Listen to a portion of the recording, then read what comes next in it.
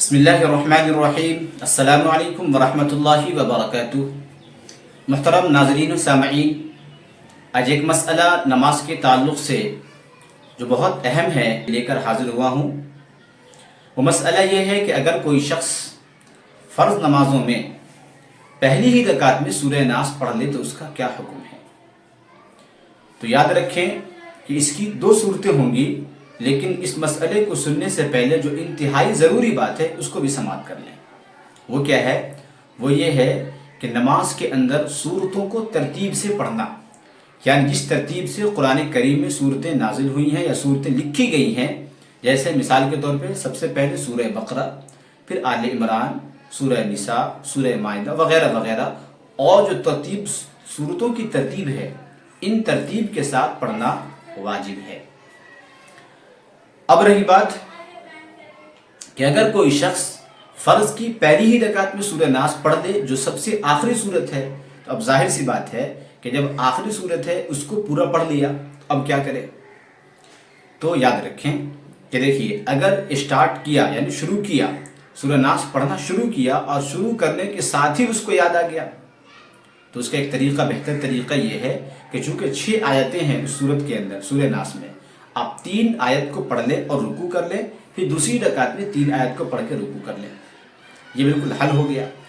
لیکن ایسا نہیں ہوا کہ آپ کو یاد آیا، بلکہ آپ پوری سورت پڑھ لیے، اس کے بعد یاد آیا کہ میں نے پہلی ہی رکعت میں سورہ ناس پڑھ لی ہے، اب اس کا کیا حکم ہوگا؟ اس کا حکم کیا ہے؟ اس کی 2 صورتیں ہیں۔ ایک تو یہ ہے جان بوجھ کر کے سورہ ناس کو یعنی آخری سورت کو پہلی ہی رکعت میں پڑھنا۔ یہ الگ بات ہے کہ ایسا ہونا بہت مشکل ہے، بہت شاذ و نادر ہے، لیکن اگر بالفرض ہو جائے تو اس کا حکم یہ ہے کہ جان بوجھ کر اگر کوئی آدمی پہلی ہی رکعت میں سورہ ناس پڑھ لیتا ہے تو یہ مکروہ تحریمی ہے، یعنی حرام کے قریب ہے، گناہ بھی ہوگا اس کو۔ لیکن ایسا کرنے کے باوجود نماز تو ہو جائے گی، اور نماز نہ سجدہ سہو کرنے کی ضرورت ہے اور نہ دوبارہ نماز پڑھنے کی ضرورت ہے۔ یہ اس صورت کا حکم بتایا جب آدمی جان بوجھ کر کے پڑھے، لیکن ایسا کوئی کرے گا نہیں، چونکہ جب نماز پڑھ رہا ہے تو نماز کیوں خراب کرے جان بوجھ کر کے؟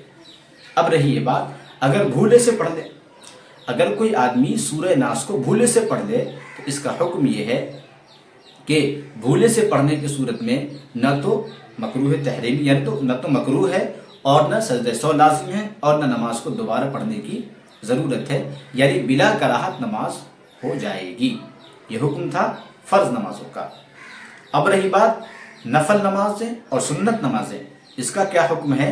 تو اس کا حکم یہ ہے کہ بہتر تو یہی ہے کہ جو ترتیب سے صورتیں لکھی ہیں اسی ترتیب سے نفل میں بھی اور سنتوں میں بھی پڑھا جائے، لیکن اگر کوئی ترتیب کے ساتھ نہیں پڑھا تو بھی نماز ہو جائے گی، نماز میں کوئی خرابی نہیں ہوگی، لیکن یاد رکھا جائے کہ جو ترتیب سے صورتیں نازل ہوئی ہیں انہی ترتیب سے پڑھنا بہتر اور اولیٰ ہے۔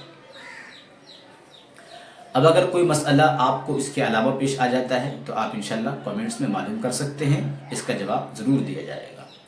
پھر ملتے ہیں انشاءاللہ کسی اچھی ویڈیو کے ساتھ، نئے مسئلے کے ساتھ۔ جب تک کے لیے اللہ حافظ۔ السلام علیکم ورحمۃ اللہ وبرکاتہ۔